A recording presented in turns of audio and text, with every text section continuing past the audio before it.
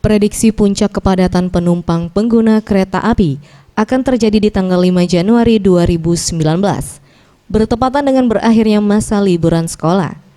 Aida Suryanti, Humas PT KAI di Pre 3 Palembang mengatakan, selama libur Natal dan Tahun Baru, jumlah penumpang mencapai 40.000 orang dengan tujuan paling banyak ke stasiun Tanjung Karang dengan rata-rata penumpang per hari 3.400 penumpang. Di tahun ini terjadi peningkatan penumpang sebesar 15%. Untuk mengantisipasi penumpukan penumpang, dilakukan penambahan 1 gerbong setiap harinya.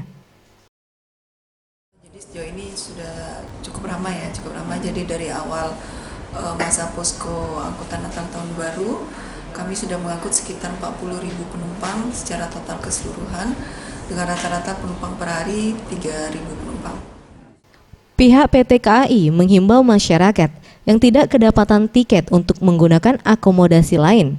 Hal ini bertujuan untuk mencegah peredaran calo dan tiket palsu. Tim Liputan, Sriwijaya TV.